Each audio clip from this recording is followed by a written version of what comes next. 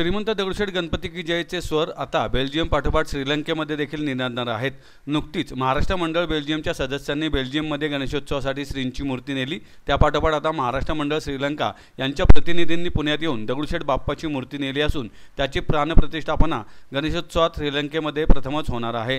पुण्यातील दगडूशेठ गणपती मंदिरात विधिवत पूजन करून नुकतीच महाराष्ट्र मंडळ श्रीलंकेच्या सदस्यांकडे ही मूर्ती सुपूर्द करण्यात आली। यावेळी महाराष्ट्र मंडळ श्रीलंकेच्या प्रतिनिधी मिनल रेवानीकर, ट्रस्टचे सहचिटणीस अमोल केदारी, राजाभाऊ घोडके यासह पदाधिकारी व कार्यकर्ते उपस्थित होते। पुण्यामध्ये ही मूर्ती सुभाषनगरमधील श्री नटराज आर्टचे भालचंद्र उर्फ लाला देशमुख व राजेंद्र देशमुख यांनी साकारली। जय गणेश। मी मिनल अतुल रेणावीकर श्रीलंकेमधून इथे आली आहे आणि तिथल्या महाराष्ट्र मंडळ श्रीलंकेचं मी प्रतिनिधित्व करत आहे।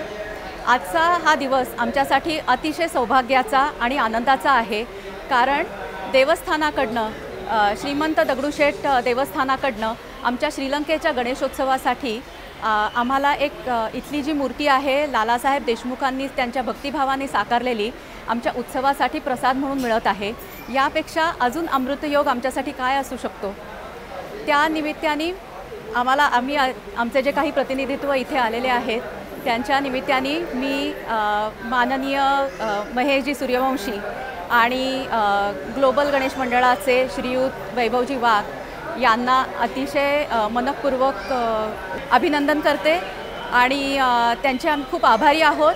त्यांच्या सहकार्याने आणि त्यांच्या पुढाकाराने आम्हाला हे शक्य झालं आहे। श्रीलंकेमध्ये मराठी मंडळ आणि सारे गणेश भक्त उत्साहाने त्यांच्या बाप्पांच्या आगमनाची वाट बघत आहेत। श्रीलंकेमधल्या गणेशोत्सवामध्ये दगडूशेठ हलवाईच्या बाप्पांची मूर्ती पहिल्यांदाच प्राणप्रतिष्ठेसाठी आम्ही नेत आहोत।